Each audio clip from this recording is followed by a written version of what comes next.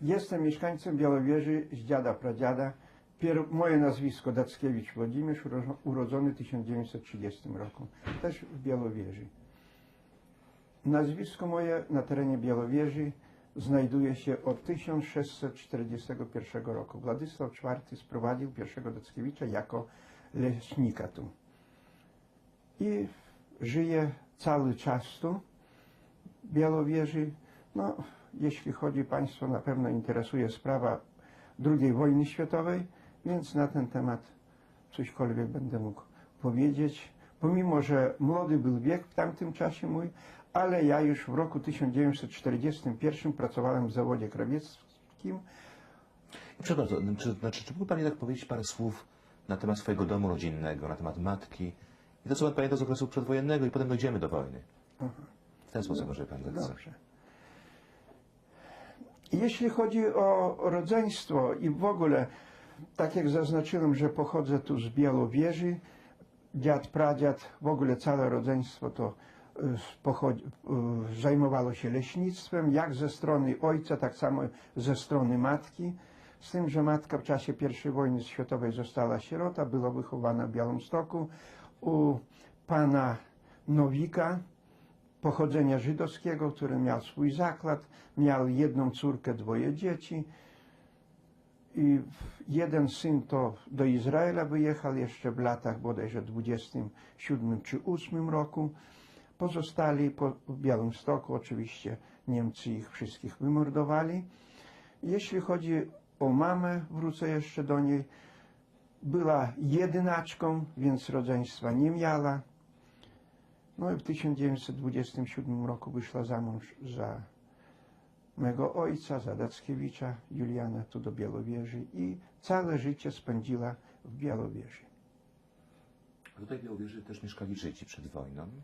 Jeśli chodzi o teren Białowieży, tuż po I wojnie światowej napływ ludności do Białowieży było bardzo dużo i Białowieża liczyła 13 800 mieszkańców. Między innymi społeczeństwo żydowskie też do Białowieży przyjechało bardzo dużo. Było prawdopodobnież było ponad 500 osób, 560, tak o gdzieś. Zajmowali się przede wszystkim rzemiosłem i krawcy byli, i szewcy, i stolarze, i ślusarze byli, no i handlem zajmowali się.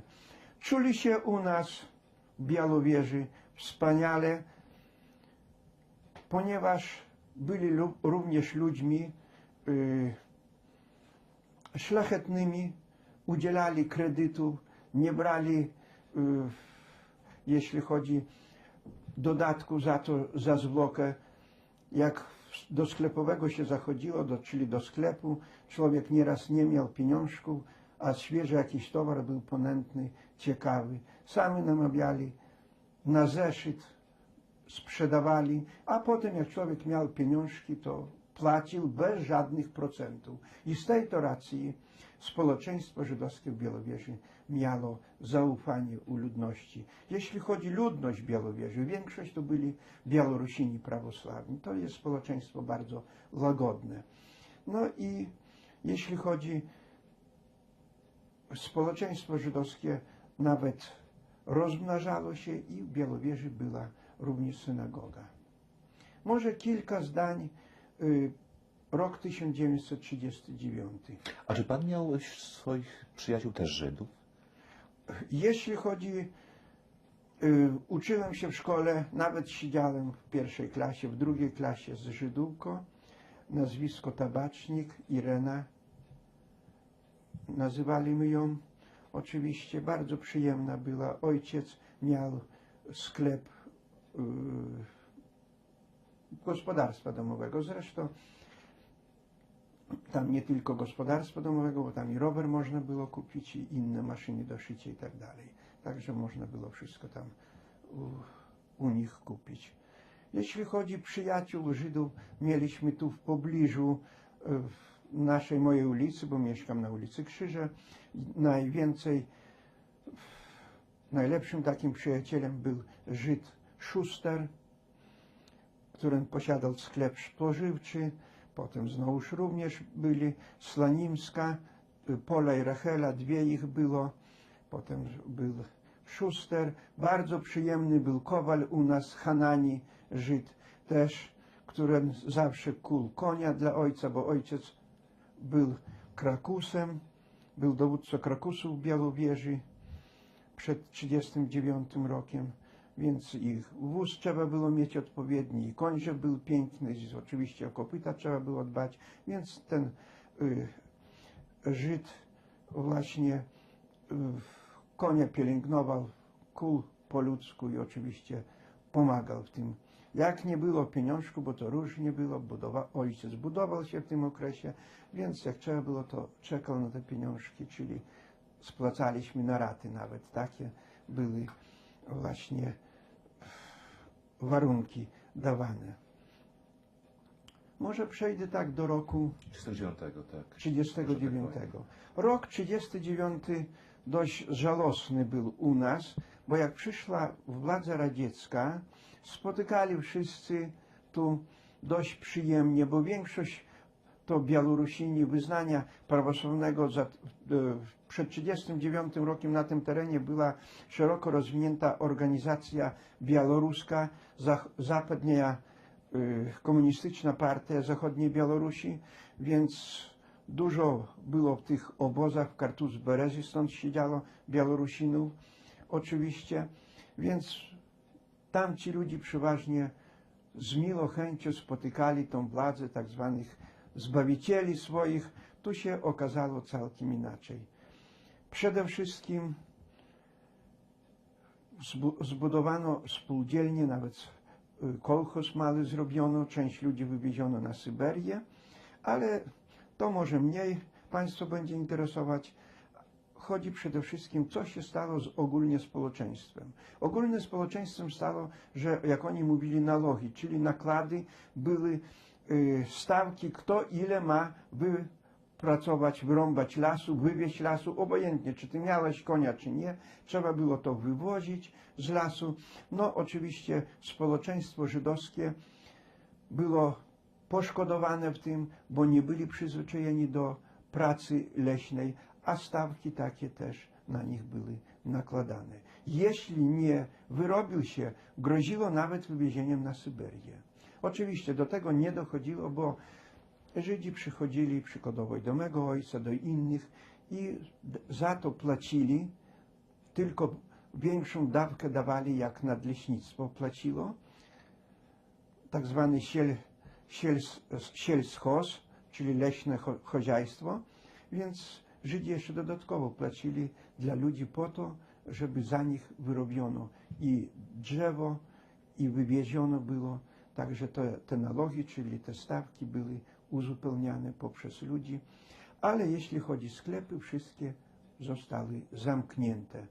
Wszystkie zakłady pracy, czyli kto był szewc, musiał należeć do spółdzielni, pójść do spółdzielni, tam pracować. Kto był krawiec, musiał w arcieli pracować w krawieckiej. Fryzjerzy w zakładach fryzjerskich musieli pracować. Natomiast sklepowym, oczywiście pomimo, że Żydzi byli specjaliści w handlu, nie pozwolono, żeby pracowali w tych sklepach sowieckich. A czy były przypadki, że tutaj do Białowieży przybyła ludność żydowska z Reichu, z III Rzeszy? Nie. Nie było nikogo. Nie uciekali stamtąd. Nie, stamtąd nie przyjeżdżali. No nie było, bo tu była III Rzesza No tak. u nas. Ale z generalnej guberni na przykład? Nie, też nie. Też nie. Ponieważ była w 1939 roku, tu była pod władzą radziecką ten teren, po Bugu była granica i po Narwi, także z tamtych stron tu nikt nie mógł przyjechać. Potem rok 1941, jak przyszli Niemcy w czerwcu tu do nas, częściowo zmieniło się jeszcze na gorsze. Oczywiście z miejsca, chcąc mówić prawdę, trzeba powiedzieć, Sowieci w ostatniej chwili wszystkich tych, którzy byli powiązani gdzieś z urzędniczą pracą w zakładach pracy, czyli w nadleśnictwie, względnie w dyrekcji lasu, państwowej szkole, czy nawet sołtysem był, takich ludzi wszystkich wywozili na Syberię. W Białowieży było bardzo dużo kozaków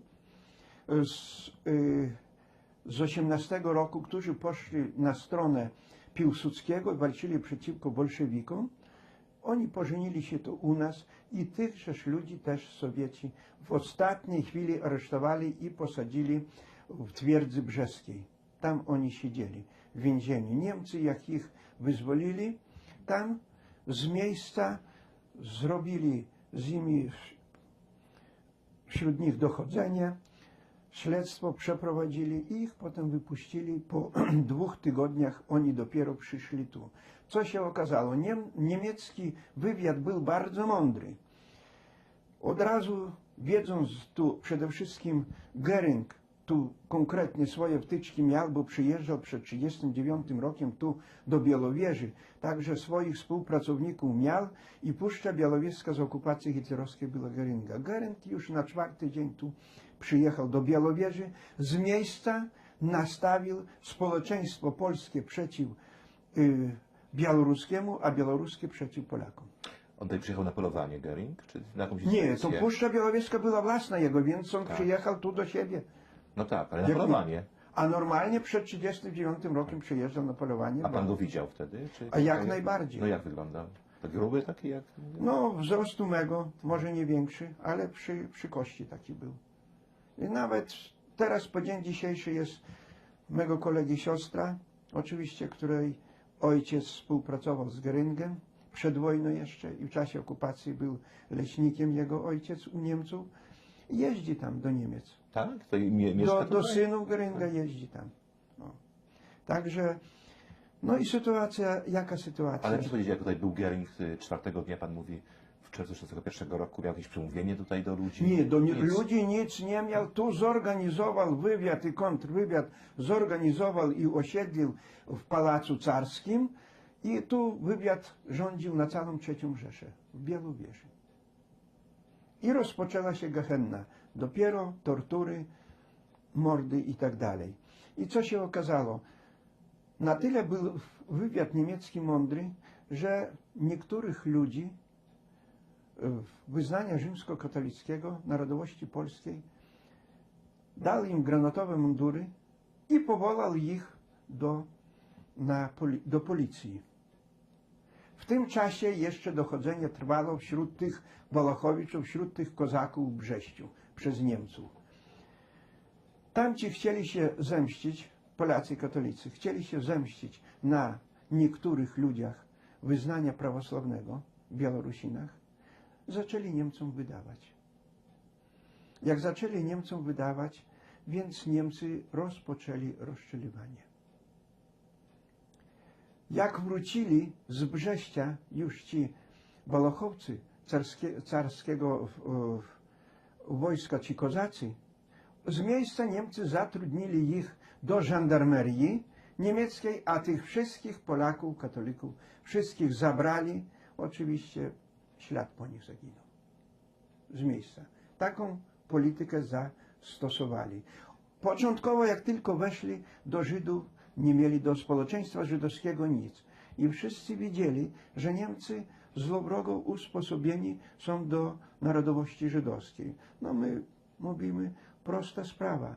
Niemiec po swojemu rozmawia, Żydzi rozumieją. O. Jako dowód ku temu, że Żydzi rozumieją język niemiecki. Moja mama wychowana była w społeczeństwie żydowskim, po żydowsku świetnie rozmawiała i z tej to racji od razu mamę zatrzymali, bo była czarna, taki troszkę wygląd do Żydówki był, więc policzyli ją za Żydówkę, ale potem sprawdzili, zobaczyli, że to nie jest Żydówka, więc szef, tak zwany nadleśniczy, zatrudnił ją u siebie jako tłumacza. A proszę powiedzieć, znaczy zatrzymali matkę jako Żydówkę? Jako Żydówkę. Bo już takie były aresztowania. Tak było aresztowanie. A pan pamięta tę sytuację, kiedy przyszli do domu aresztować mamy? Nie, więc ją w ten sposób w domu nie aresztowali. To było, zbieg okoliczności był. Ja, brat i tata poszliśmy na pole obsypywać ziemniaki motyką. Tata Niemcy zatrzymali, a my z bratem, jak młodzi, nic sobie nie zdawali z tego sprawę. Poszliśmy osypywać ziemniaki. Potem między sobą pobiliśmy się i ja jako młodszy ze skargą na brata przyszedłem do domu. A mama od razu pyta, a co ojciec na to? A ja mówię, ojca nie było, bo ojciec zatrzymany przez Niemców. To mama w te pędy pobiegła do Niemców, no po niemiecku nie umiała, więc po żydowsku z Niemcami się domówiła. Wypuścili tatę, wypuścili jeszcze 2 osoby, a mamę zatrzymali. Zatrzymali, sprawdzili, udowodnili, no, że jest Białorusinką, no i mamę wypuścili. A kiedy to było mniej więcej tak To po było- wejściu Niemców? To było chyba gdzieś tak, klamać nie chcę, gdzieś 26 czy 7 czerwca. No to zaraz po ich wejściu tutaj. Zaraz po 4 4 dni, 4 dni. 4 dni gdzieś tak. No ale pan mówi tak, że nic Niemcy nie mieli do Żydów. No tu mamy zaaresztowali jako Żydówkę. Jako Żydówkę, No to znaczy, tak. coś mieli ale, jednak. ale Żydów, społeczeństwo żydowskie nie ruszali nigdzie w domach. Nic nie chodzili do nich w ogóle. Nic, na pewno spis sobie zrobili, bo jeszcze Polacy wydali, wszystkich zresztą, Polacy wydali wszystkich Żydów, kto tam gdzie wszystkich mieszka. wydawali, no bo oni, czyli takich, mało, że tych granatową policję zorganizowali, no to ta granatowa policja z miejsca zestawienia wykaz społeczeństwa ulicami robiła. No i oni zrobili, bo tu mieli, księdza wyrzucili, w plebanii katolickiej ustanowili ten żandarmerię, no i tam był, całe biuro było, czyli gmina była tam. Po niemiecku, jak to się nazywało, już nie pamiętam. O. No jak mamę wypuścili, po jakimś czasie potem mama oczywiście pracowała u Niemca jako tłumacz. Co się okazało dalej? Nie trzeba było daleko czekać, jeszcze z tego samego roku, czy 41 w czerwcu, aresztowali z miejsca wójta gminy, czyli przedsiedателя сельсовета, czyli obecnie to wójta gminy, o nazwisku Borowski, aresztowali sekretarza komunistycznej partii Zapadnej Białorusi, byłą Olgę Gabiec, no i mego stryja Piotra Dackiewicza. I ich wywieźli i tu w żwirowni koło Białego Laska, Pererov tak się nazywa, i tam ich rozstrzelali. Ich rozstrzelali zaraz z miejsca, to było gdzieś 27 czy 8, może 9 nawet czerwca. Natomiast 4 czy 5 dni później po tym rozstrzelali, od razu zabrali tak, zabrali Kruchmana, Żyda, którym był dość bogaty. Po sąsiedzku Szuster był Żyd, miał sklep, Kruchman to miał przedsiębiorstwo swoje, Szuster miał sklep. Oczywiście tych Żydów żonami zabrali.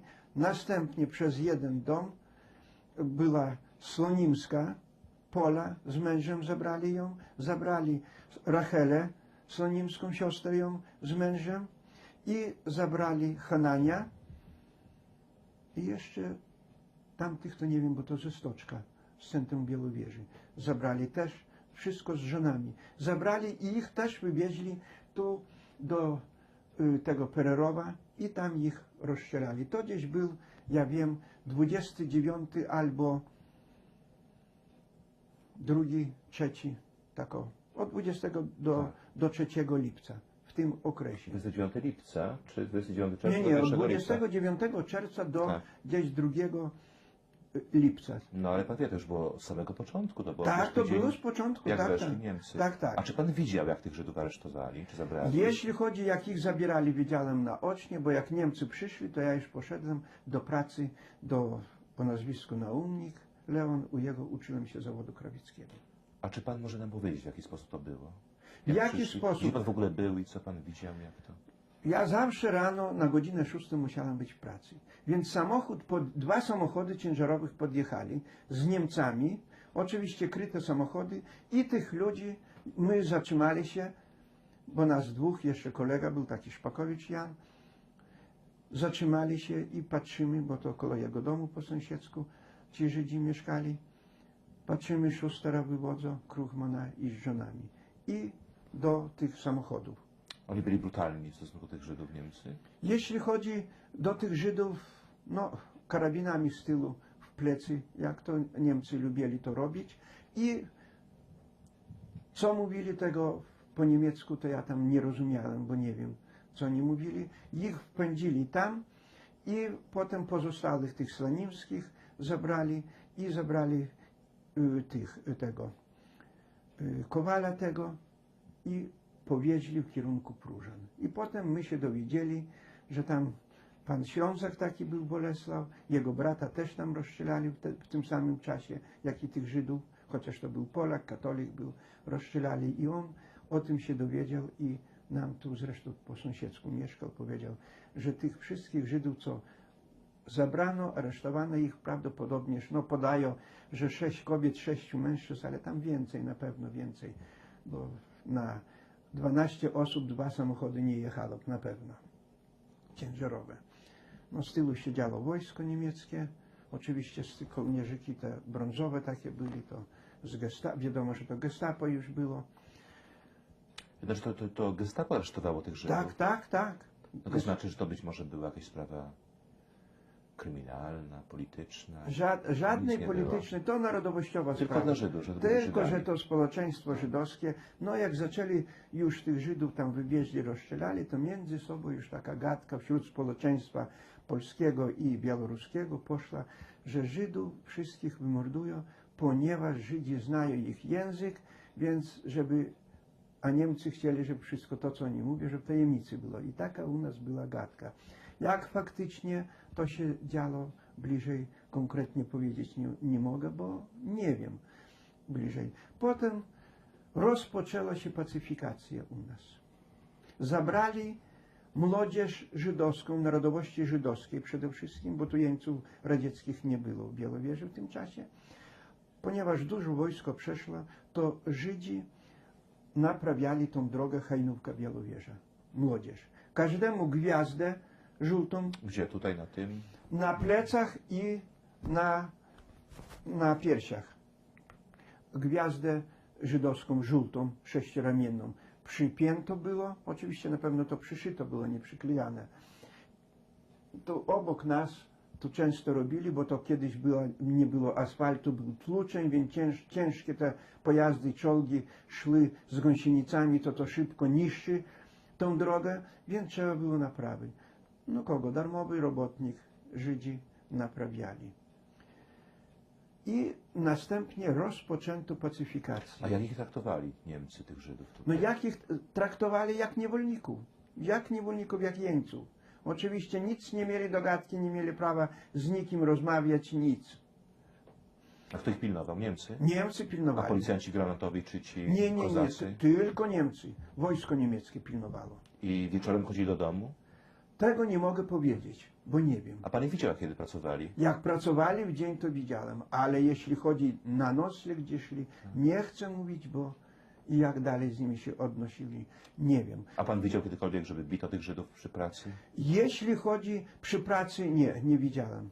Żydzi byli bardzo inteligentni, jeśli chodzi jak to się mówi, przez siłę dokonywali cudów. Co Niemiec kazał, wszystko wykonywali.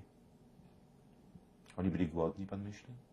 Można było im coś tam dać? Czy prosili o coś? Dać na pewno nie można było, bo nikt się nie odważył, bo to wiadomo, że kula w łeb od razu była. Jeśli chodzi z narodowością żydowską, nie można było w ogóle się komunikować. No i potem przejdę... Ale skąd pan wiesz, że nie można się było komunikować? Dzisiaj my to wiemy. Ale wtedy... Nie dopuszczano. Ale co, mówiono o tym, były jakieś ogłoszenia? Ponieważ moja mama znała język żydowski, przy bramce tu stała i do nich się odzywała, jak żwirem posypywali drogę, to Niemiec podszedł i powiedział, że proszę nie mówić. Ale on był taki, grzeczny. Grzeczny był, nic, ale w stosunku do młodych tych Żydów nic nie mówił i do mamy też tylko powiedział, że zabronił, powiedział, że nie można. A oni coś prosili o coś? Żydzi? Nie, nic nie prosili, tylko To mama, milczenie było. mama chciała porozmawiać, no bo wiedziała, że nikt, jak będzie ktoś Polak czy Białorusin po białorusku, względnie po polsku rozmawiać, no to ktoś inny usłyszy, to tam coś można będzie mieć nieprzyjemności. Ale po żydowsku, no to może będzie jakoś lepiej to wyjdzie. No i tak to się stało, że potem tuż zaraz w lipcu rozpoczęto pacyfikację wsi naszych puszczańskich, Pogorzelce, Budy, Teremiski. Ludzi natychmiast wywieziono budynki pozostali, można było wziąć na jedną furę to, co mogli i ich wywieźli aż za Próżany, miejscowość Aranczyc, tam jeszcze inne miejscowości, do 3-4 miejscowości wywieziono, natomiast budynki zaczęli palić. I co się okazało? Część Żydów białowieskich z żywcem spalono, oczywiście starszych osób, spalono na wsi Pogorzelcem, najbliższej tej wiosce, w 2 budynkach. Znaczy nie rozumiem. Znaczy tych Żydów stąd z Białowieży wywieźli tam, Zawieźli, bo to w kółko trzeba było jechać drogą w kierunku Hajnówki, potem na Rałkowską i skręcić z powrotem tu w kierunku Białowieży na Pogorzelce i tam ich spalono. a dużo ich tam wzięli wtedy?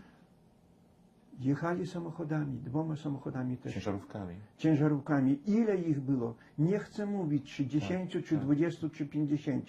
W każdym bądź razie sporo ich spalono. Jak Znaczy pan to widział? jeśli chodzi, kłamać nie chcę, taki był kolega mój Jaganow Wasia, który ze mną, jak zaczęli tam pacyfikować te wsie, mówił: Władek, dawaj pójdziemy сюда na деревню, może coś znajdziemy, jakiegoś topora, czy pilu, czy kasu, czy co dobrую. No i więc ja przepraszam, że tak Proszę, tak. po białorusku mówię. No i ja mówię: dawaj pójdziemy. No i poszliśmy tam. I akurat naszliśmy, bo to żyto jeszcze stało, w życie my byliśmy, patrzyliśmy, jak tych ludzi z samochodu pchają do budynków na jedną stronę i na drugą stronę i potem deskami zabito, oblano benzyną i podpalono. Stali tak długo, aż te budynki spłonęły. To było z drewna te domy? Jeden Proszę. budynek był murowany, pruski mur, a drugi był, pruski, może nie zupełnie pruski, bo to w jedną ceglę był budowany taki cienki. To musiało być tam trochę tych bali na wzmocnienie. Ale w każdym bądź razie tak długo stali, aż zupełnie budynki się zawaliły. Spalone żywcem. Potem takie... Pan wie, no, znaczy pan myślał o tym, dlaczego ich tam spalono? Przecież mogli ich No. zabić, łatwiej zastrzelić, powiesić, ja wiem co. Dlaczego Tutaj. tak zrobiono? Pojęcia nie mam. W każdym bądź razie... jak Ale pan to widział. Ja to widziałem naocznie, oczywiście, czy tam jęk był, czy coś nie było słychać, bo my byliśmy w odległościach ich, ja wiem, do 250 metrów. To jest daleko, jak się nazywa Pogorzelce? Pogorzelce stąd jest 4 kilometry. 4 kilometry. Tam na Hajnówkę się jedzie. Nie, to trzeba jechać do Białowieży i teraz jest nowa droga ponad rzeką przez ulicę Zastała. I te 2 budynki to były opustoszałe tam? Spalone budynki, a te zupełnie niespalone. No ja wiem, ale tych Zgasły. Żydów tam po prostu, kiedy Tak. ich do tego prowadzono, Do to... tego prowadzono do tych budynków, pozabijano drzwi i okna i tam ich spalili żywcem. A co tam było wcześniej w tych domach? Nie A wiem. no ludzie mieszkali kiedyś. Aha. Kiedyś ci, co wywieźli ich tam w kierunku, aż za Próżanę do Aranczyc. Tak. Tam wywieźli. Między innymi ciotkę moją też tam wywieźli. Stryja rozstrzelali. Pererowie, a ciotkę wywieźli z dziećmi małymi tam. No i przyszliśmy, ja z tym kolegą wróciliśmy tacy już oczywiście bladzi byli, bo to nieprzyjemnie. Szkoda nawet kota czy psa, a co dopiero człowieka. Oczywiście kogo nazwiskiem, no z daleka nie wiemy, ale w każdym razie to byli białowiescy. Potem co się okazało, że jak mamie powiedzieli, mama mówi, to już dla Żydów będzie pogibiel. I tak się stało. Po kilku dniach białowieskich Żydów wywieźli do getta, do Próżan.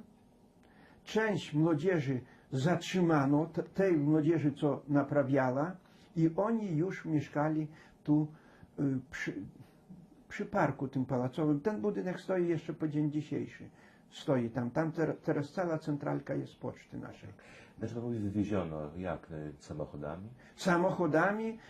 Żaden Żyd nie miał prawa więcej nic wziąć ze sobą jak jeden tabolek. Było takie ogłoszenie? Nie ogłoszenie. Niemcy rewizję robili, czy złoto, czy coś, wszystko zabierali. To, co Żydzi ze sobą, czy złoto, czy srebro, co zabrali, to tylko to, co Niemcy nie mogli zauważyć. A resztę wszystko Ale nie, znaczy pytam się, czy jakieś to było tak niespodziewane? Niespodziewanie. Niemcy wszystko robili niespodziewanie. To wcześnym rankiem. Ich wszystkich na samochód, ja mówię za przeproszeniem, jak bydło. Nie licząc się z niczym, z szumem, z krzykiem, z hałasem wywieźli ich wszystkich naszych Żydów do Prużan, tam zrobiono getto, a potem prawdopodobnie, że jak likwidowano getto w Prużanach, wywieziono do getta do Białegostoku, a z Białegostoku do Treblinki. A czy pan był świadkiem wywózki tych Żydów? Tych wywózki to byłem świadkiem, konkretnie byłem świadkiem, jak seksualnie wykorzystali i moralnie wykorzystali tego naszych przyjacieli, tego Żyda Szustera, córkę, która się nazywała Itka, czyli Irena po polsku mówiąc. A czy mógł pan to powiedzieć? No to jest dosłownie kolejkę do niej wstawili i wychodzili, śmieli się. A my naprzeciw, przez ulicę, u kolegi tam przez okno przyglądali się. Oczywiście firanka była, Niemcy nas nie widzieli. No i Czy były jakieś krzyki tam dochodziły z tego? krzyki, to cóż tam krzyki, tam starych tych, troszkę taki był niedorozwinięty ten srolik, no to srolka od razu za rękaw do samochodu wpędzili. Potem starą babcię też wrzucili jak polano, jak kloden, za ręce, za nogi na samochód. No a i tą Itkę, i tą drugą córkę, tam to nie pamiętam jak się nazywała. Itkę pamiętam dobrze, bo ona gdzieś była 29, może 30 rocznik, także młoda taka była, ładna czarnula taka była dziewczyna. No i potem ją pod ręce prowadzili jak pijaną. I też na samochód ten ciężarowy wrzucili i ich wszystkich wywieźli tam, do Prużan. Jeśli chodzi o mężczyźni, do czego byli zaangażowani ci młodzi Żydzi, ponieważ masowo rozstrzeliwali tu w Białowieży, Ale kogo? Znaczy, u Białorusinów i Polaków. Polaków. Masowo nie tylko mieszkańców Białowieży, przywozili z Hajnówki, z innych rozstrzeliwali. Więc młodzież, ci młodzi ludzie Żydzi, to było narzędzie pracy, którzy kopali doły i zasypywali ich, tych ludzi. No a potem jak już zakończyło się to wszystko, to i tych wszystkich Żydów, ile ich było, 42, czy ilu tam ich, zawieźli też tu za Podolany, tak zwane do żwirowni jagiellońskie i tam ich, jak się nie mylę, 41 czy 42. I ich tam rozstrzelali. Tam bardzo dużo rozstrzelali, ponad 285 osób rozstrzelanych, ale tam i Polaków, Białorusinów, z zagranicy, z Białowieży, z Hajnówki są rozstrzelani, nawet aż z Bielska są rozstrzelani. Tak. A jak długo ci młodzi Żydzi jeszcze tutaj pracowali? Po tej wywózce tych pierwszych? Rozstrzelali ich gdzieś tak, początek gdzieś sierpnia. No to gdzieś koło 3 tygodni, tak? 2-3 tygodnie. Ja mówię początek sierpnia, nie, gdzieś koło 24 czy 3 tego sierpnia aż. Także, No tak, to także miesiąc. miesiąc czasu A gdzie ich ponad. trzymali? A trzymali ich tu, była kiedyś nad rzeką u nas elektrownia i z elektrownia taki stary, wysoki był budynek i w tym budynku ich trzymano. A potem jak Żydów rozstrzelano, to przywieziono tu od razu 200, potem jeszcze 250 jeńców radzieckich i już te czynności dokonywali jeńcy radzieccy. A czy pan widział tych Żydów? Jak młodych? rozstrzeli tych Nie. młodych Żydów widziałem, bo oni przecież, ja do pracy chodziłem, a oni tu i sprzątali, zamiatali, wszystko robili. Także obok ich przychodziłem. Bo ja zawsze na 6 rano musiałem być już w pracy, także ja o 5 z domu wychodziłem. Mówili coś kiedyś panu? Nie, Słyszeli? nic. Ja się nie odzywałem do nich, ani oni do mnie, pomimo że niektórzy mnie znali. O, Znaczy pan mówił, że oni kopali te rowy dla tych... tak. A pan to widział? Jak kopali rowy, Tak. tego nie widziałem, tylko z opowiadań to już. Tego z opowiadań, bo skąd to wiem? Ponieważ mego majstra, rodzony brat starszy, imię Mikołaj Naumnik, u Niemców był w żandarmerii, właśnie był furmanem. I on przychodził o tych rzeczach, opowiadał nam. Jak opowiadał dla brata, no to my jako uczniowie, potem czeladnikiem już był, słuchałem to wszystko. Również przejdę do okresu szubienicy, do powieszania. Drugi etap działalności. Przystąpili do innej działalności zbrodniczej, a mianowicie zorganizowali szubienicę i zaczęli wieszać. Pierwszego powiesili Żyda, mężczyznę, oczywiście, w parku palacowym na Grabczaku. Wisiał 2 doby. Kiedy to było? To był jeszcze miesiąc, bodajże sierpień. Jeszcze w sierpniu 1941 roku. Wszystko, to co tak, mówię, tak. wszystko rok 1941. W 1941 roku powiesili. Być może dla postrachu. Kto to był, skąd był on, nie wiemy. W każdym bądź razie to nikt z białowieskich mieszkańców jego nie wiedział. Znaczy jego nie znał. Nie znał, nikt nie znał skąd on jest, ale w każdym bądź razie poznaliśmy po wyglądzie, że to jest, zresztą była gwiazda żółta i po wyglądzie, że to narodowości. A to była taka egzekucja publiczna? Nie, to kiedy oni powiesili jego, nie wiemy. Tak. W każdym bądź razie ja rano szedłem do pracy, to wisiał on już. Wisiał. Jak to było daleko od miejsca, gdzie pan szedł do pracy? Jak ja przechodził, to od tej ścieżki, czyli ja od jego był jakich metrów, no kłamać nie chcę, może 60. I widać było tą gwiazdę. No gwiazda duża, bo to gwiazda była wielkości mniej więcej gdzieś, no ja wiem, do 30 centymetrów taka duża była. Sześcioramienna. Pan powiedział nazwisko jego.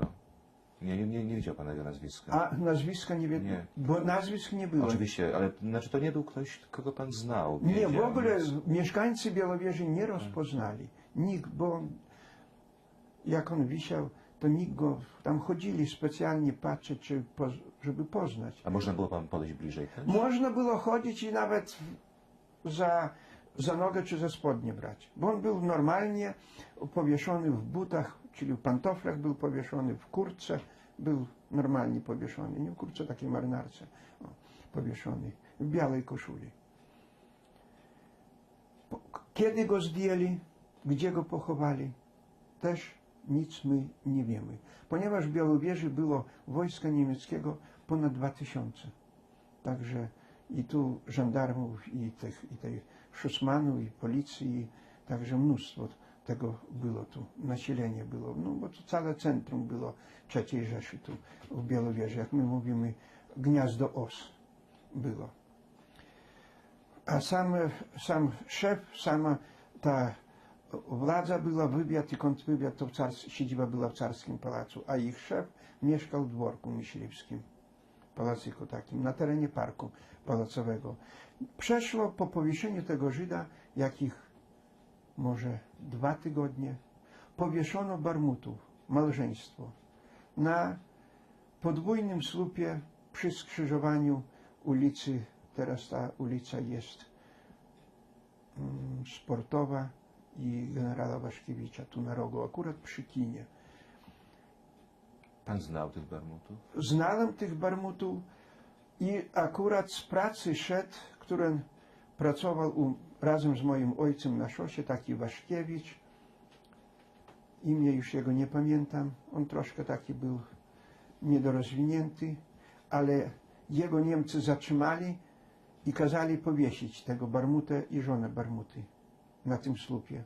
On odmówił powieszenia, jego zbili i on w ogóle zmysłu postradał. W każdym razie przychodził do pracy, do ojca tu po drodze zachodził, bo pracowali na szosie też, porządek robili.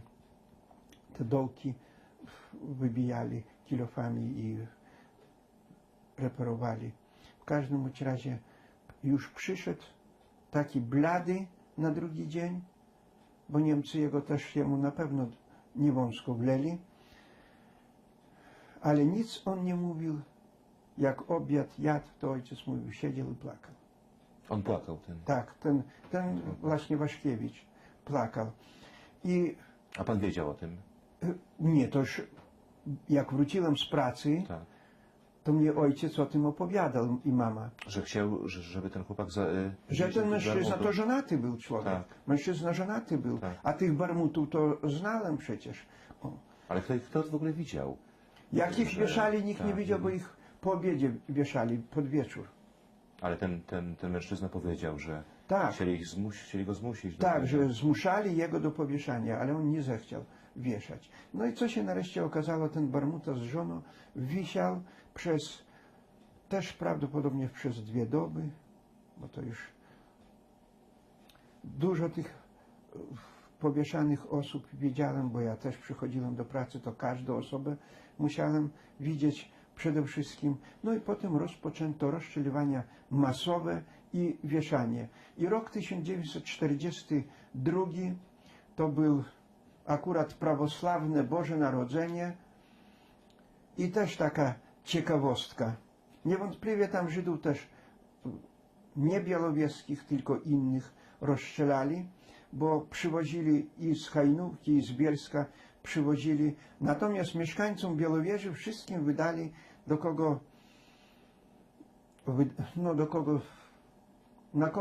w każdym razie było jakiś meldunek, względnie był ze wschodu człowiek i między innymi mojej kuzynki mąż był sierota, który był wychowany w domu dziecka w Związku Radzieckim, a tu pozostał w Białowieży, ponieważ w wojsku służył w Białymstoku, ożenił się z kuzynką naszą i pozostał tu i Niemcy jemu też dali wezwanie na uzupełnienie dokumentacji.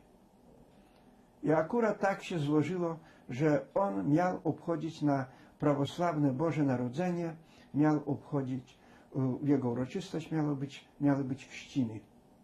Co się okazało, przyszedł do nas, żeby w żarnach pszenicy troszkę zemleć, bo młynów nie było, żarna były wszystkie pochowane, więc ja jemu pomagałem i on jak jemu pomagałem mleć te zboże na mąkę, więc mnie o tym powiedział. Ja jemu mówię: Micia, ty nie idzi, через пущу в Наровку иди, там в Наровке люди тебя примут, и ты проживешь. Ale on: нет, я хороший парень, мне никто ничего не сделает. No i oczywiście na drugi dzień rano poszedł do żandarmerii i już stamtąd nie wrócił. Po 2 dniach żona tam poszła, to żonie oddali odzież i to wszystko. Potem żonę też wywieźli.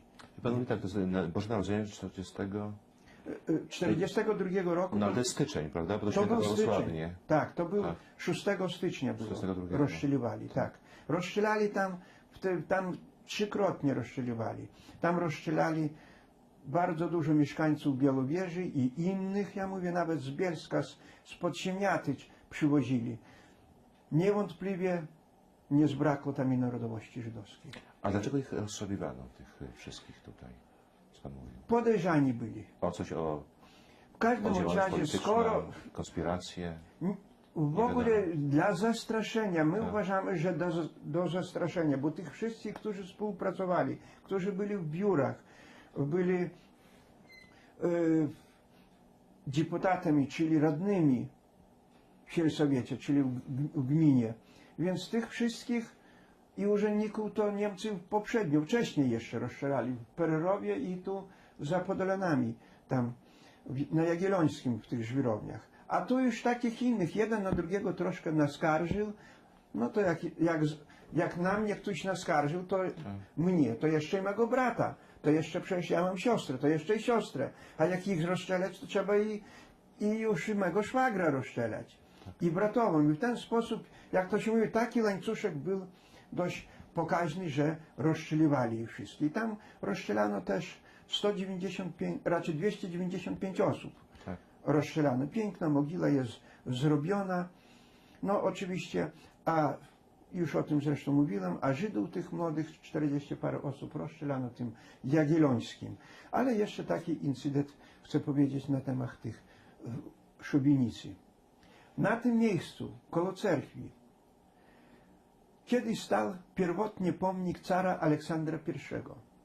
Jak zmarł Józef Piłsudski, władza sanacyjna kazała rozebrać ten pomnik Aleksandra I i na tym miejscu postawiony był pomnik dla Józefa Piłsudskiego. Ponieważ w 21 roku walki trwały w Hajnówce i na terenie Białowieży, w ogóle w Puszczy Białowieskiej były walki z bolszewikami w Piłsudskiego. I dlatego postawili tam, na tym miejscu, koło cerkwi, pośrodku Białowieży, na czołowym miejscu, właśnie pomnik Piłsudskiemu. Niemcy w 1942 roku na wiosnę, to bodajże był miesiąc, jak się nie mylę, gdzieś kwiecień, może początek gdzieś tak kwietnia do 10 w tym okresie. Wszystkich rzemieślników z Białowieży wraz z uczniami zabrali, kazali wziąć lomy, kilofy, młoty duże i rozbijać pomnik Piłsudskiego. Między innymi ja też tam rozbijałem tam. Nie mam co się wstydzić. Skoro kazano, więc rozbijaliśmy.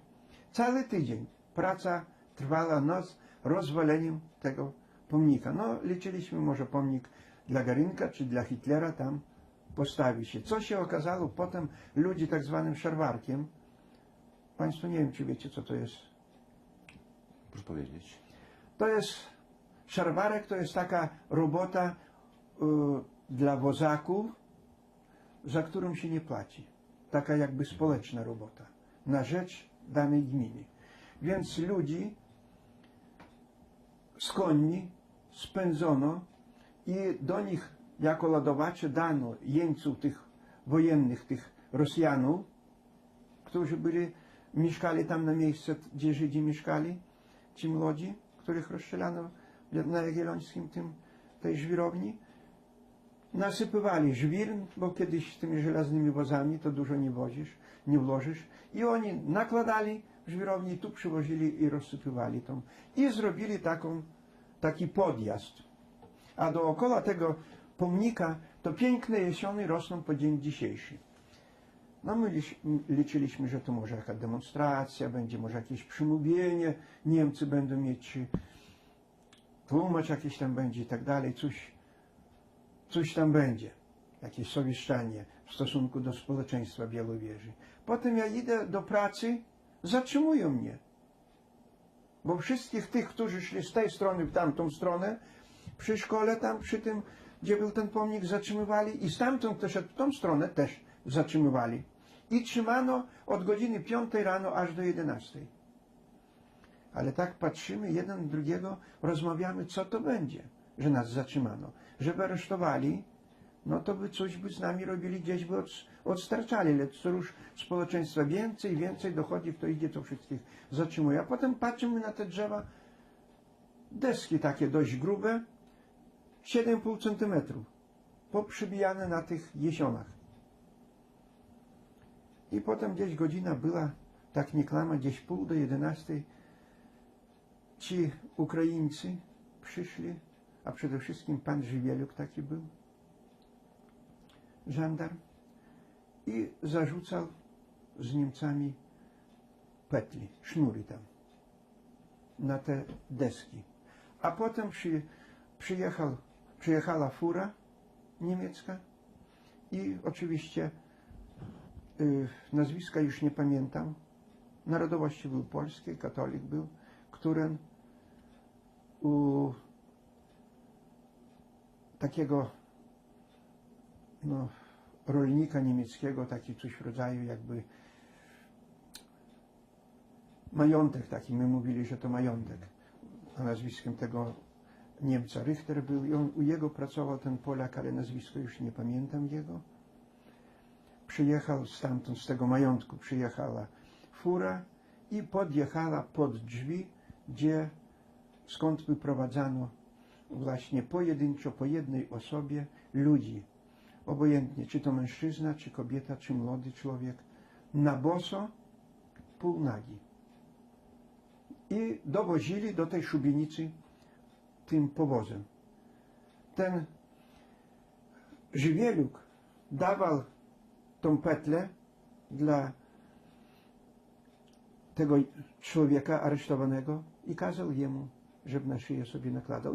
Niektórzy chętnie nakładali sami i potem skakali z tej fury, względnie batem konia popędzano, spod nóg fura odskakiwała, no i tak jak pajacyk człowiek wisiał.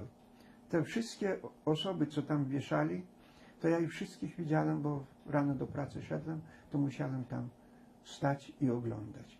Pierwsze dnie to bardzo przykro to było. Człowiek nie mógł na to patrzeć. Ale potem człowiek już się przyzwyczaił, to by się wydawało, że tak jakby sobie usiadł przy stole i normalnie chleb powszedni i zupę jadł. Bo już człowiek już nerwów nie miał w ogóle. Taki był spokojny w stosunku do tego. No i tak pojedynczo wieszali. I kobiet, i mężczyzn wieszali, i młodzi, całymi rodzinami wieszali. I mieszkańców Białowieży, i spoza Białowieży. I tak to wszystko odbywało się. Wszyscy 48 godzin musieli wiesić tam. I pan wiecie, dlaczego wieszano? Jeśli chodzi też mego kuzyna Tarasiewicza, Aleksandra, z miejscowości tu południowo-wschodniej krańcu Puszczy Białowieskiej, miejscowość ta się nazywa Kamieniuki, też wyszedł kosić trawę i też go zabrali. Czy zboże on tam kosił? I zabrali jego brata zabrali, starszego Mikołaja też, i też tu powiesili. Za co wieszali? Jak gdzieś Niemcu jakaś krzywda zrobiła się, to już z danej wsi czy z danej ulicy zabrano i oczywiście tu do Białowieży. I liczono jego jako partyzankę. Jeśli chodzi o tych moich kuzynów, to innych z Kamieniuk, jak przywieźli. Więc prawdopodobnie część ludzi, jak Niemcy tam osoczyli czy okrążyli tą wieś, a reszty chcieli dokonać, uciekło do lasu, więc powiedzieli, że wy też jesteście partyzanci. Wy znacie tych ludzi, musicie wydać, gdzie jest partyzanka. No i ich tu mordowali i bili. No i wieszali. Ale taki incydent też dość ciekawy jest. Też z miejscowości Kamieniuki aresztowali matkę i dwie córki. Jedna córka miała 13 lat, a druga miała 16 lat. Matka też, według tych dzieci, to też była młodą kobietą. Niemcy też jako zrobili tam, osoczyli tą wieś, chcieli dokonać aresztu mężczyzn przede wszystkim ponad puszczą, zabierać, żeby styczności z partyzanką nie mieli. Więc synowie i ojciec uciekł do lasu. Oczywiście, jak uciekli do lasu, to zostali partyzantami. A tą matkę i te dwie córki zabrali tu w Białowieży, bili, męczyli, a potem zatrzymywali mieszkańców Białowieży i mieli taki zagrodzony obszar, jakich 10 na 10 metrów, drutem kolczastym wysoko, taki kat wysoki, przystojny mężczyzna był, miał 3 psy, wszedł i wpuszczono tam te kobiety, czyli te dwie dziewczyny i matkę, i szkolone te psy były. Ten Niemiec, kat my go nazywali, taką dębowym kijem jak pokazał na matkę i dla psów powiedział, to psy rzucili się na matkę, dusili matkę, a te dziewczyny w obronie matki stawały. To on potem psów wolał do siebie, pokazał na tą dziewczynę którąś, to psy na tą dziewczynę, a matka i druga siostra ratowali. Do tego stopnia to morderstwo było, znęcanie się nad tymi bezbronnymi kobietami, aż zrobiły się te kobiety czerwone. To wszystko, odzież była, te sukienki na nich były porwane, tylko takie frędzle wisiały. Ciało wszystko było czerwone, na nich nic nie było widać, tylko jakby farbą ktoś ich pomalował na czerwono. Nas dużo tam dość stało, przede wszystkim młodzieży, bo to było jesienią. Każdy do parku szedł i mężczyźni, i kobiety były. I Niemiec podszedł do nas i mówi w polskim języku, mówi, o, widzicie, popatrzcie, to są prawdziwi komuniści, bo są czerwoni. O. I na drugi dzień tą dziewczynę, matkę i córkę też powiesili tu w Białowieży. Też widziałem ich, jak męczyli, widziałem ich, jak tam ich wieszali. Tą dziewczynę, która miała 13 lat? A u nich nie było różnicy, ile kto lat miał. Skoro zatrzymali, więc powiesili. Jeszcze chcę Państwu przypomnieć taki incydent jeden, dość przykry. To był akurat Boże Narodzenie katolickie to było. 41? To nie, to rok był już 40, Drugi. Czwarty. To rok 44 był. 34 rok, to już byli tej... Nie, to był styczeń, 44 rok. A Gdzieś to prawosławne tak, tak. narodzenie. 44 rok to był Tak. styczeń, bo w 43 roku na Boże Narodzenie szef, czyli nadleśniczy, który zajmował nadleśnictwo zwierzyniec, to akurat na półmetku Białowieża Hajnówka, tam było, ten nadleśniczy to był oficer frontowy, którym tu był na odpoczynku i miał 3 Niemców jeszcze też frontowców, którzy byli jego zastępcy jako leśnicy. Skąd przywiózł ten Niemiec tą kobietę? Piękna, młoda, a ja mówię jakich do 21, 2 lat, góra. To, co my, jak to się mówi, z wyglądu, tam, że ona narodowości żydowskiej była. A czy to była czarne włosy? Czarne włosy, nos taki troszkę orli był, policzki takie dość, no taka pocowata dość była, ale no przyjemna taka z wyglądu, bo ja ją żywej nie widziałem. O. Mama moja to na pewno ją widziała, bo jak mama była tłumaczem tu, to ona na pewno i tam była jednocześnie gospodynią i tłumaczem. No w każdym bądź razie ta młoda Żydóweczka pracowała u tego Niemca, no oczywiście była jego wymuszona kochanką, jego musiała być. I ten Niemiec, szef, pojechał do Niemiec, tam do swojej rodziny, a ona została. My tak wszyscy tu sami, to już nasze domysły, to nie jest konkretne, że to na pewno. Tylko to, co mówię w tej chwili, to są nasze domysły, że na pewno, bo ładna, przystojna dziewczyna, więc ją seksualnie chcieli wykorzystać na pewno ci pozostali frontowcy Niemcy. No ale ona sobie na pewno nie pozwoliła, nie chciała dopuścić ich do siebie, wobec tego ją postanowili z tej powierzchni znieść. W jaki sposób? W jaki sposób męczyli? Nie wiemy. Tylko od niej było czuć wódkę, w pantofelkach była, w cieniutkich pończoszkach, bardzo lekko ubrana i ją przywieźli stamtąd, wymęczoną i wrzucili tu przed naszym domem pod płotem.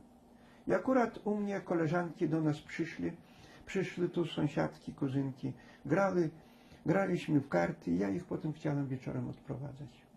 Wychodzę, tylko za bramkę wyszedłem, spojrzałem w prawą stronę, czyli na zachód.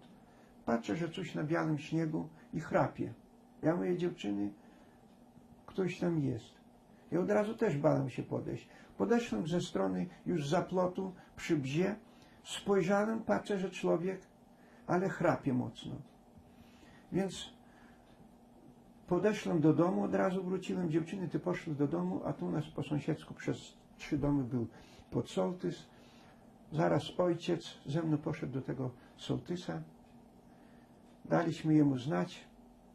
Przyszli, jeszcze ludzi kilku wziął, przyszli tu, zobaczyli, popatrzą, mówi, a to, mówi, na pewno to ta z tego i zwierzyńca Żydóweczka.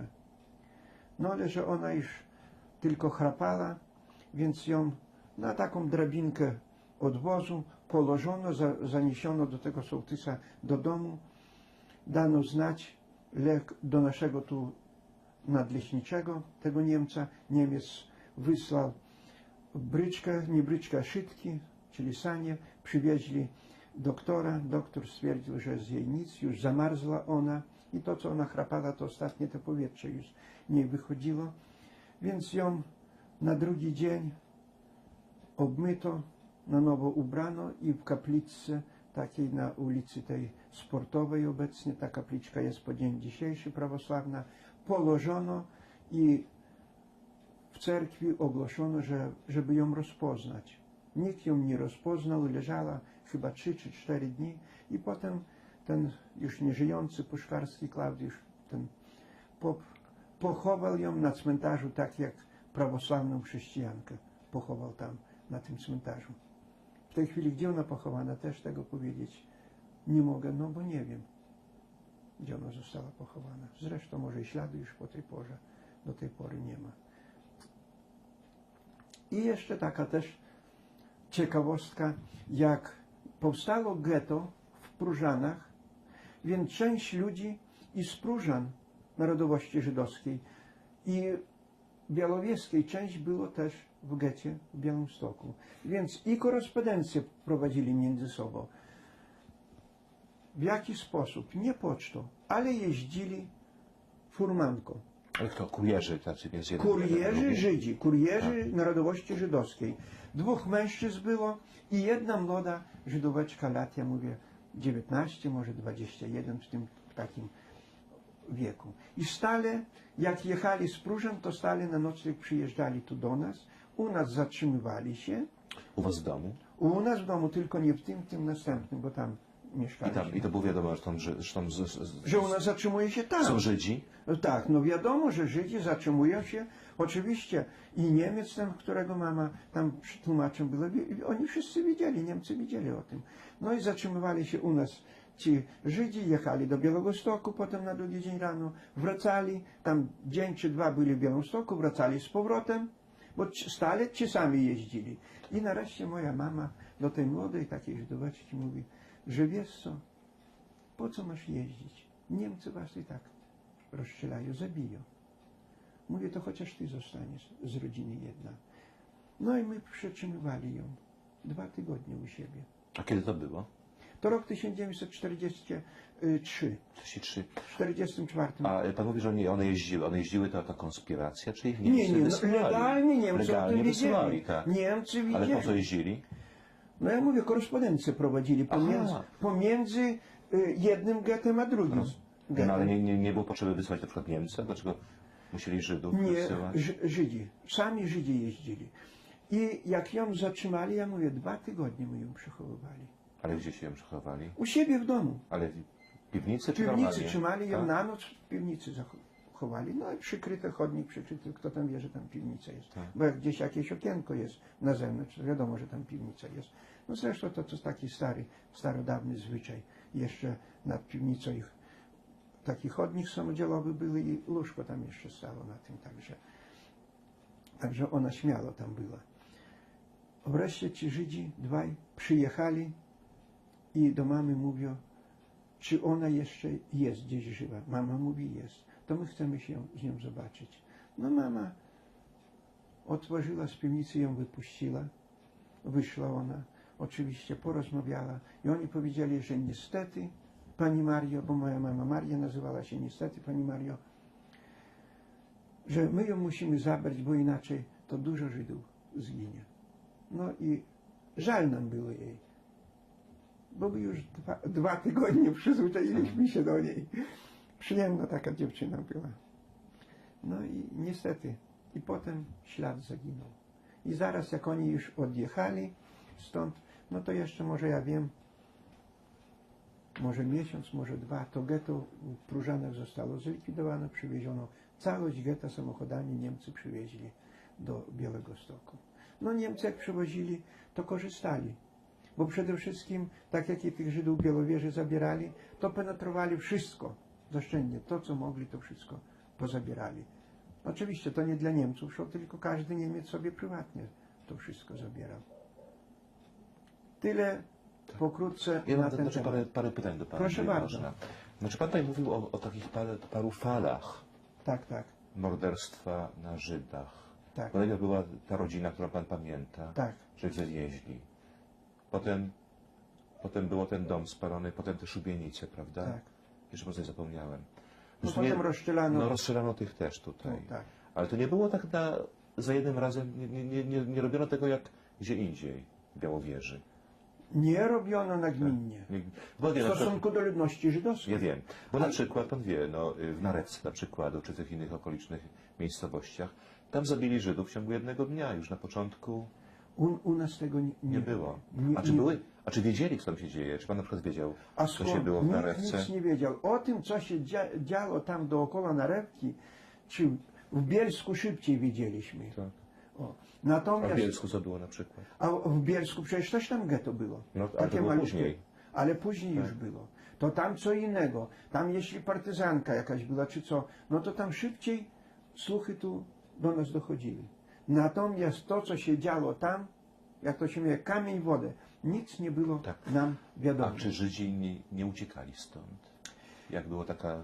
Jeśli taki chodzi trend o Żydów, czy uciekali, spośród tych Żydów, co młodych, co tu robili te wykopy tam, gdzie Niemcy rozstrzelali, bo Niemcy rozstrzelali, ja tylko kilka momentów powiedziałem, ale Niemcy nagminnie prawie co drugi, co trzeci dzień rozstrzeliwali. Nie rozstrzeliwali masowo, naraz tam po 200 czy po 300 osób, ale 5, 6, 10, 4 osoby, prawie codziennie kogoś rozstrzelali.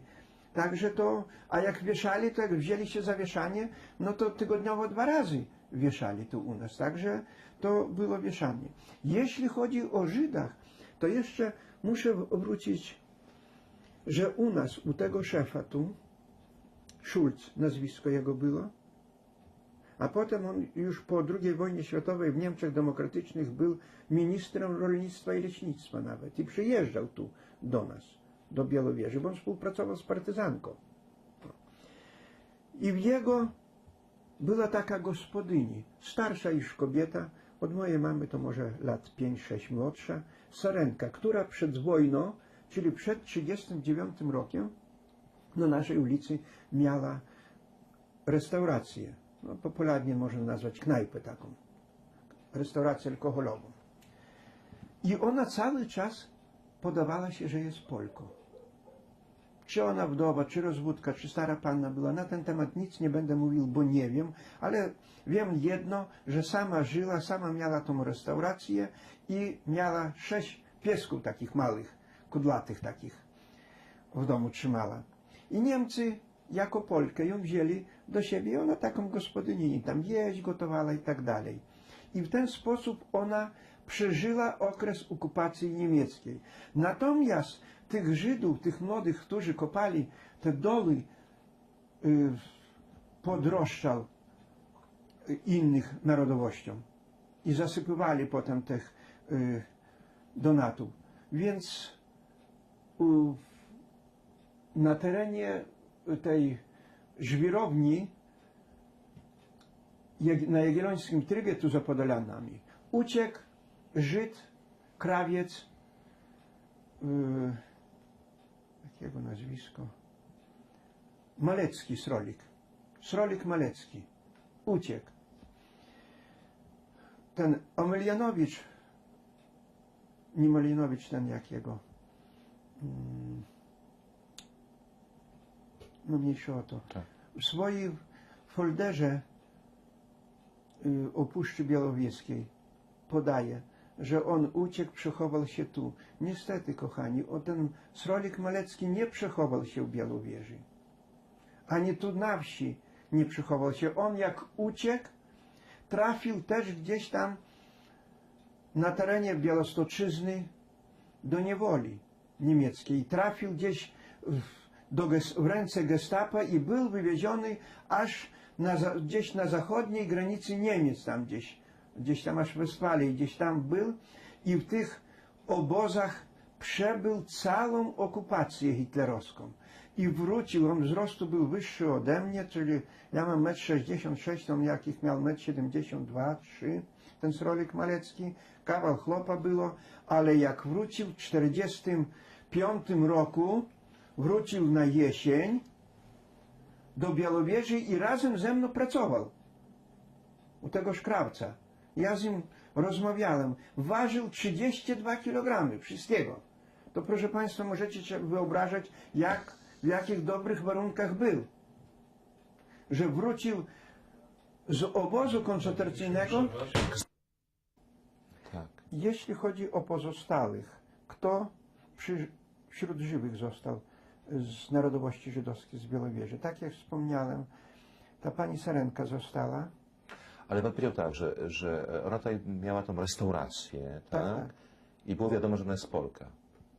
Ale było wiadomo kiedy? Przed wojną też? Że ona Ona jest Polką?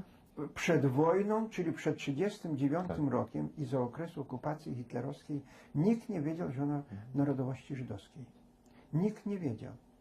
Dopiero po zakończeniu II wojny światowej. Okazało się, jak wrócił ten Srolik Malecki i ze mną razem pracował i potem nie wiem, jakim to prawem było, w każdym bądź razie, kto jest z narodowości żydowskiej, miał prawo przyjechać tu, na teren Białowieży i w Hajnówce, po Żydach sprzedać 2 domy. Takie było prawo po Takie 45 było prawo roku. komunistyczne nasze polskie. Więc Srolik, a ta Sarenka z miejsca, bo w Białowieży tu granica, strefa nadgraniczna, ruchu żadnego nie było, więc człowiek interesu, ona handlowiec była, więc uciekła z Białowieży do Hajnówki i w Hajnówce zorganizowała sobie taką małą kawiarenkę. Bo tam i targ w pobliżu miejsca targowego, także do niej wszyscy zachodzili, tam i herbatka, i łódka, i bimber, wszystko można było dostać, jak to zaraz po wojnie. A Srolik Malecki, jak się dowiedział, bo on ze mną pracował, jak się dowiedział, że ta Sarenka jest tam, w Hajnówce mieszka, widocznie on wiedział, że ona pochodzenia narodowości żydowskiej. I przyjechali do Białowieży, Srolik Malecki sprzedał w Białowieży 2 domy, ona w Białowieży 2 domy sprzedała i jako mieszkanka już w Hajnówki, to sprzedała 2 domy w Hajnówkę, a Srolik Malecki w Hajnówce też sprzedał 2 domy i troszkę forsy mieli i stać ich było uciec stąd do Izraela. I jak wyjechali do Izraela, ja jeszcze troszkę pracowałem, potem i tak swoim majstrem więzi miałem i pytałem się, jak tam, czy czasami nie napisał Srolik Malecki z Izraela do jego, bo to byli koledzy. Ten Srolik Malecki, mój majstr, ten Leon Naumnik, razem w jednego majstra uczyli się zawodu krawieckiego. A potem ten, ja mówię, po wyzwoleniu Maleckiego przyjął i prawie rok czasu pracował na swoją rękę, na maszynach, żelazko, wszystko, korzystał z mego majstra, a pieniążki sobie brał. Także i nocował, spał tam, także dość w zgodzie żyli, jak to koledzy. No i potem wyjechali do Izraela i ślad po nich zaginął. Znaczy tego listu nie napisali do majstra. Nic nie napisali, nie odpowiedzieli. Proszę Państwa, w ubiegłym roku było małżeństwo. Ona gdzieś pochodziła, z narodowości żydowskiej pochodziła gdzieś z Lubelszczyzny. Kiedy, jakim cudem, nie pasuje mnie pytać, jakim cudem ona do Izraela trafiła, ale z mężem samochodem tu była, ja z nimi 2 dni oprowadzałem. Ten widoczek mnie dali, taki skromny.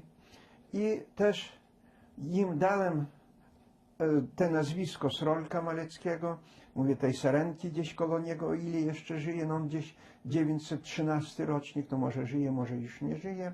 No i potem mówię, bardzo mi przydałoby się, żeby spotkać, mówię, tego Żydka, mówię, u którego ojca moja matka pracowała, tego Nowika. Pyta się, jak jego imię, a skąd? Ja nie pamiętam imiona tego Żyda, jednego i drugiego, z Białegostoku. Ale mówię, Nowik, mówię, może tych Nowików więcej jest w Izraelu gdzieś No tam. jest. Był Nowik, który był szefem generalnym biura premiera, ale to syn może jego. A był jeden Nowik, który był też w Ministerstwie Spraw Wewnętrznych w Polsce w latach 50. I w każdym bądź razie mówię, jak odnajdzie pani nazwisko Nowik, to proszę zapytać tam, niech on się nie wstydzi, nie krępuje się, niech powie, czy on rodem pochodzi z Białegostoku. Jak z Białegostoku? To proszę jemu dać adres mój, ja jej też dałem swój adres i mówię, że dacie adres i proszę powiedzieć, że ja chętnie by go widział tu u siebie, przyjąłby jak gościa, jak rodzinę, no i mówię, niech napisze list do mnie. No i też rok czasu, zaraz minie rok czasu i niestety i od tej pani nie mam śladu, i od Nowika, i od Maleckiego, nie wiem.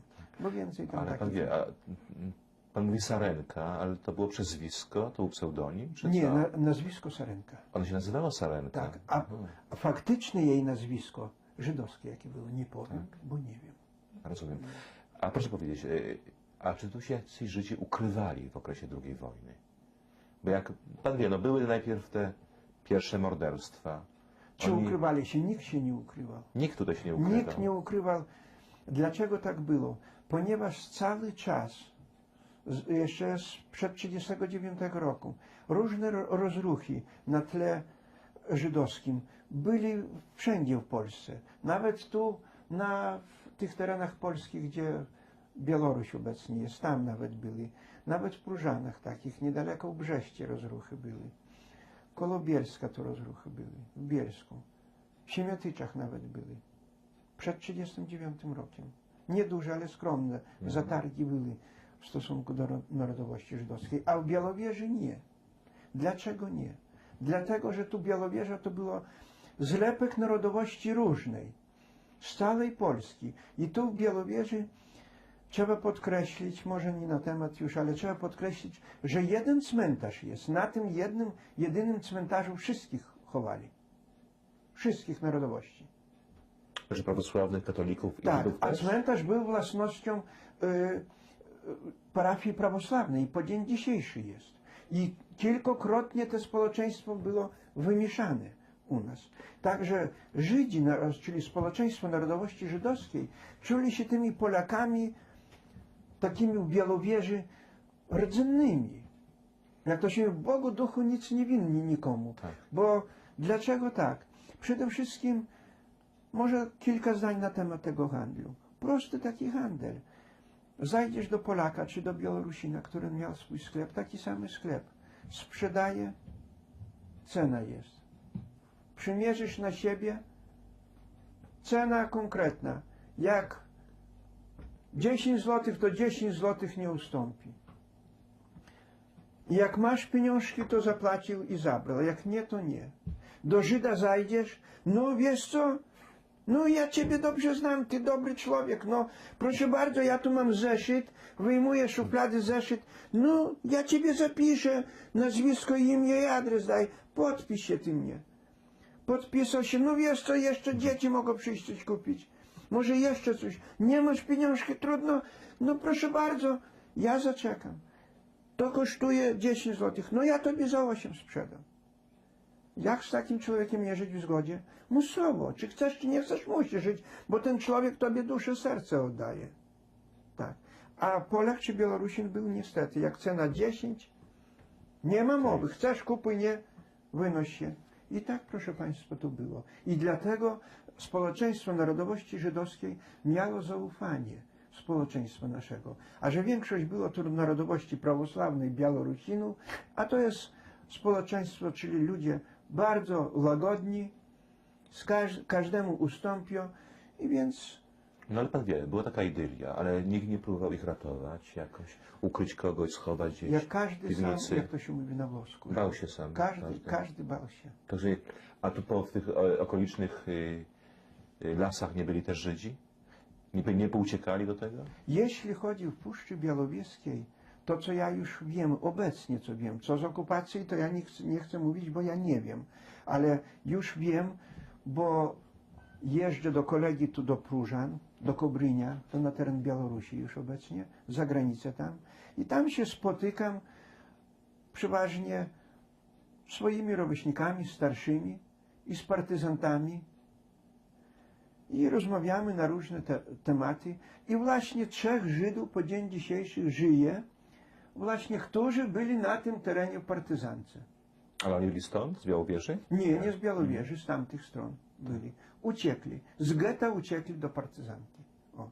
Tak. A dla partyzantki, proszę Państwa, w okresie okupacji hitlerowskiej człowiek narodowości żydowskiej był bardzo przydatny. Bo jak Niemca przyprowadzili, no to już Żydek się domówił. A Białorus czy Polak co się domówił, jak on nie znał niemieckiego? A język żydowski i niemiecki podobny jest. Podobny, tak. Podobny jest. Znaczy pan powiedział tutaj w Białowieży nie ma cmentarza żydowskiego. To jest Nie. cmentarz mieszany. Mieszany. I tam też Żydzi też są pochowani w tym cmentarzu. Byli pochowani. Tylko sama Bo to- macewa. Tak. Tak. Byli pochowani, teraz śladu nie ma. Tak. Śladu A nie ma, synagoga była? Proszę? Synagoga? Synagoga była, zapomniałem Państwu powiedzieć parę zdań na temat synagogi. Synagoga była drewniana, dość duża, rozmiarów była, jakich ja wiem, kłamać nie chcę, ze 14 na 16 metrów, może więcej. Piękna. I co było w tej synagodze z okresu okupacji hitlerowskiej, nie chcę mówić, bo nie wiem.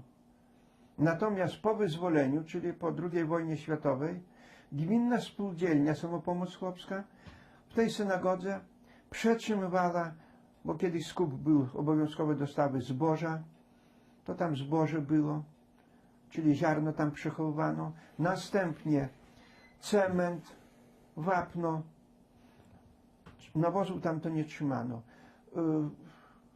mieszanki pasz treściwych, nasiona różne, to wszystko w tej synagodze było. Remontów, dach, oczywiście papo troszkę był remontowany, no bo GS dbał, żeby ich towar nie psuł się.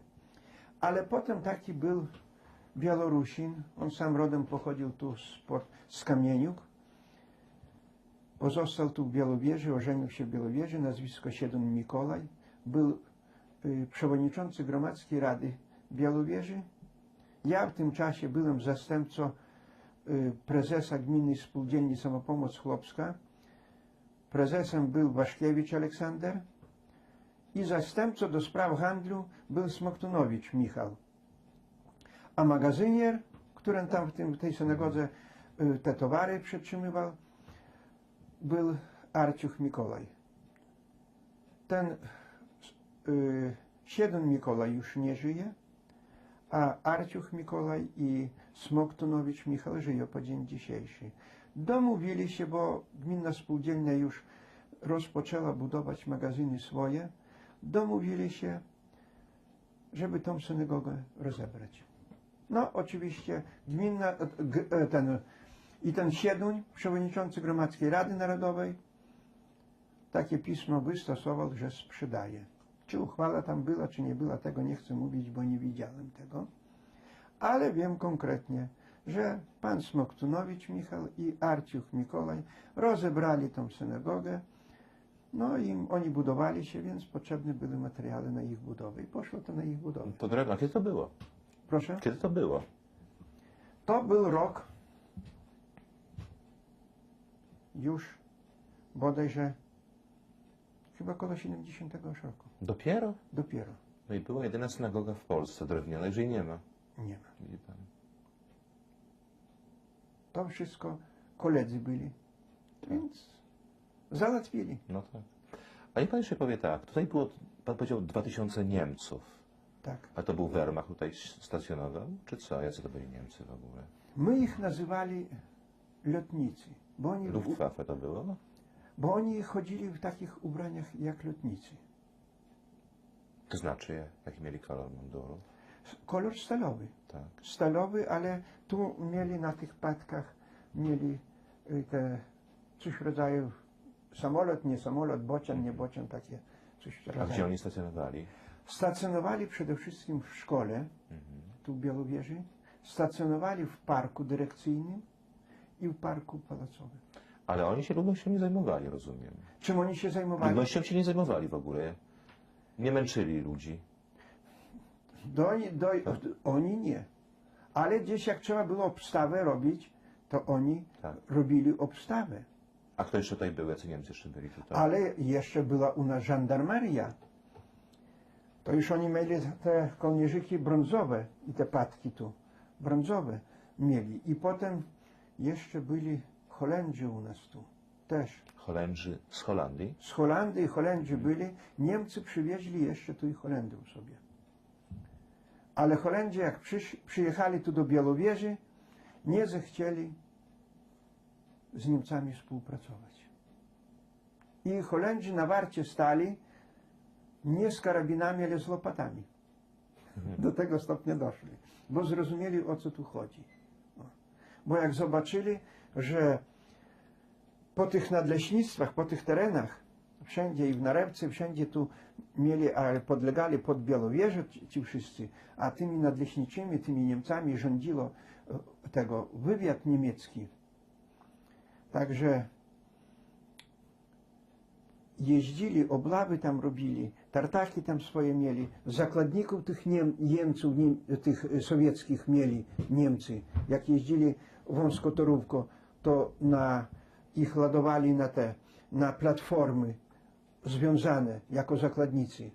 I tu partyzanka dość silna była, bo potrafili, przyjedzie lokomotywa, przyjedzie platforma z tymi jeńcami, w powietrze nie idzie, a ten wagonik, w których Niemcy siedzą, powietrze szło. Nawet takie wypadki były. To nagminne były. Niemców to sporo też zostało zabitych. No ale naszych więcej. No oczywiście. I pan powiedział na początku, że tutaj była policja granatowa polska. Tak. Jak długo była? Policja granatowa krótko była. Była jakieś 2-3 tygodnie. I to wszystko? I to wszystko. A potem zrobili z tych Bolachowców, z tych Ukraińców, z tych Kozaków żandarmerię. I oni na równi byli jak Niemcy. Rządzili tak samo jak i Niemcy. I oni oddziaływali, między innymi wspomniałem, co ten wieszał Żywieluk, to był właśnie ten Bolochowiec. Kozak był. I on potem z Niemcami uciekł. Uciekł prawdopodobnie gdzieś, bo syn z Anglii wrócił tu. I syn jego jest. Żona, starszy syn. Z nim razem uciekł aż do Anglii. Bo druga rzecz jeszcze, skoro o tym mowa jest, nie sposób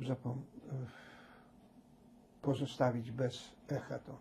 Niemcy zorganizowali organizację, czyli Związek Białorusinów. Tu. Na czele był tak zwany Fideszczenia. Tu. Oczywiście potem on został zamordowany przez KGB, bo jego aresztowali, wywieźli. Gdzieś tam rodzina jego jeszcze jest, gdzieś na zachodzie Polski. Żona może też już zmarła, ale 2 córki to na pewno jeszcze żyją, gdzieś koło Szczecina, czy gdzieś tam w okolicach. I on jeździł tu, organizował, namawiał prawosławnych i Białorusinów, żeby do tego Związku Białorusinów zgłaszali się. I potem Niemcy dla Białorusinów zorganizowali szkołę. I jak twoje dziecko chodzi do szkoły, oczywiście w języku białoruskim wszystkie były przedmioty, ale język niemiecki też był obowiązkowy. I jak twoje dziecko chodzi, musisz zapisać się do Związku Białorusów.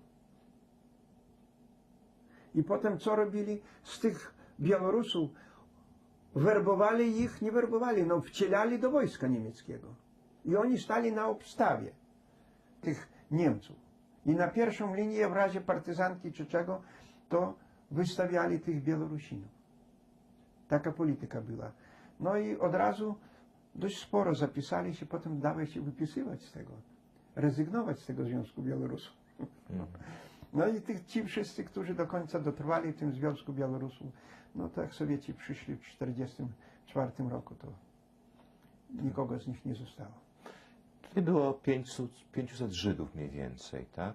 500, 550, może 560, taką mniej więcej. I mieszkali po całej Białowieży? Po całej Białowieży rozrzuceni byli. A gdy ich zabrali, co się stało z ich domami? Ktoś tam poszedł? Co się stało z ich domami? Do ich domów wpuszczano robotników. Bo u nas, nie wiem, czy Państwu jest wiadomo, że nawet do 1939 roku na terenie Puszczy Białowieskiej Polacy żyli w ziemiankach. Nawet tacy byli. I gdzie ciasne rodziny były, więc Żydów nie ma, masz dom pożydowski i mieszkaj. A czy tam Niemcy wzięli to, co było w środku? Jakieś tam kosztowności, te legendy o złocie żydowskim? Wszystko pozabierali. Niemcy? Tak. Tylko, ja mówię, ja też nawet głupi jestem. Dlaczego? Dlaczego? Niemcy dolarów nie brali w ogóle. Bo co, nie wierzyli? Nie brali, proszę Państwa, ja się dziwię, dopiero teraz my doszliśmy, nie tylko ja, moi koledzy i inni, mówiliśmy, że nie w domach żydowskich, na ulicy, na chodnikach tych dolarów było mnóstwo. A skąd te dolary były? Od Żydów. Żydzi mieli dolary. Ale na ulicy się walały? Co im Bo rzucali, Niemcy co? porozrzucali to. Bo te okna, drzwi były pootwierane, jak to się mówi, wiatr hulał po tych budynkach. Kto chciał, to okno wybrał, kto chciał, to drzwi. Komuś potrzeba było, bo u Żydów wszędzie piece były kaflowe, piece rozbierali. I na tym korzystali, jak piece porozbierali, bo w piecach złoto znajdowali jeszcze. Także złote rzeczy, posrebrzane i tak dalej. Dużo rzeczy ludzie znajdowali. I w ten sposób, ja mówię, i dlatego tych dolarów, gdyby w tamtych czasach nabrał, schował, przydałyby się teraz. No tak. No ale kto tam wiedział? Normalnie to, proszę Państwa, te dolary normalnie zamiatano, zbierano do śmietników i wywożono, Niemcy palili to. Normalnie palili. No. Przeglądali dokumenty, te żydowskie wszystkie dokumenty, co róż, czy po tych posowieckich tych magazynach, względnie instytucjach, to wszystkie dokumenty Niemcy przeglądali. I to, co im się nadawało, to zabierali, a to, co nie, to wszystko na podłogę, na podłogę. I to wszystko fruwało. Takie. I to trwało, to fruwało jakieś za 2-3 tygodnie. I po tych dolarach się chodziło normalnie. Po rublach rosyjskich, po przedwojennych polskich złotych się chodziło. I też, kto był mądry, kto wiedział, no ci starzy ludzie to wiedzieli, to 5-złotówki, 10-złotówki przedwojenne, bo to srebro było, to zabierali. A my młodzi, co tam? Moneta to i moneta, niech sobie leży. Przecież ona żadnej wartości nam nie przedstawiała w tamtym czasie, bo za nią nic nie kupisz. I dlatego nikt nic nie brał. Tak. Proszę Państwa, jeszcze jedno pytanie dotyczące okupacji sowieckiej. Tak. Pan mówił o tym na początku. Znaczy, jest taka jakby teoria, legenda, że Żydzi witali Armię Czerwoną z kwiatami. W Białowieży? Nie, w Polsce. Może Czasami gdzie, tak mówią. A tutaj jak było? może gdzie witali, w Białowieży nie. Nie. Nie. A było im lepiej pod zaborem, pod okupacją sowiecką niż Polakom? Nie. Nie. Nie. Nie było Tak lepiej. samo. Nie było lepiej. Więc to ja na wstępie mówiłem, że z miejsca sklepy, rzemiosło, wszystko zlikwidowano, więc kazano iść do tych zakładów sowieckich. I już, ale nieprawda, co innego jak ja sam pracuję na siebie, to ja mam czas, to robię, nie mam czasu, coś mam innego do roboty, czy gdzieś pójść załatwić, to pójdę załatwię. Jednak prywatna rzecz to jest cenna rzecz. To nie to, co jest, No tak. co jest państwowe. I człowiek swoje ceni. A to wszystko zabrano. Dalej to, co wspominałem, że przymusowo musiał tyle i tyle, przykładowo 40 metrów, jak się nie mylę, to chyba 20 metrów sześciennych musiałby robić lasu. Czyli sześciennych, czyli kubicznych tych Tak. metrów, kloca, czy przestrzennych metrów 20 opalu, czy użytku zrobić. A skoro ja nie umiem, to mnie ciężko to robić, więc już to trudność napawała dla narodowości, dla społeczeństwa żydowskiego. Dlatego oni szli, prosili Białorusinów, żeby za nich zrobili. I za to, oczywiście, jak mnie prosili, jak ja by to zrobił, przykładowo mój ojciec za Żydów wywoził, bo konia pięknego miał, bo był krakusem, to wywoził kloce, metry wywoził. Więc za to, że wywiózł, to władza radziecka ojcu zapłaciła, a plus do tego jeszcze Żyd zapłacił. A nie to wódki dał jemu. Masz, chłopie, tylko zrób, żeby mnie władza komunistyczna nie szarpała. Tak było. Jeśli chodzi pod względem szkoły, ci sami dziewczyny, chłopcy narodowości żydowskiej, co ze mną chodzili do szkoły przed 1939 rokiem, to samo chodzili ze Sowietów razem ze mną. Różnicy nie było. Jedynie polska szkoła była oddzielnie. Społeczeństwo na terenie Białowieży, Polacy wyznania rzymskokatolickiego pod kierownictwem proboszcza zorganizowano szkołę oddzielnie i władza radziecka pozwoliła im oddzielnie mieć szkołę swoją. Polsko, a w języku, wszystko w języku polskim, a język rosyjski tylko jako przedmiot. Tak. Jeszcze takie jedno pytanie. Odnośnie egzekucji w Pererowie i w Uroczysku Jagiellońskim. Czy ktoś był tam na tym miejscu w momencie, kiedy ich mordowano, Żydów? I czy żyje do dziś? Czy ktoś widział? Kto widział? Ślązak widział, ale niestety już nie żyje. nie żyje, bo on był taki człowiek, oczywiście, no członek AK on był. W każdym bądź razie interesował się tymi sprawami. Także inni na pewno też widzieli, ale to są starsi ludzie, leśnicy, którzy już nie żyją. Ja mówię, jedyny pozostałem ja, który interesował się od dziecka tymi sprawami i mnie to, jak to się mówi, oczko w głowie jest i nadal do śmierci się interesuje tym.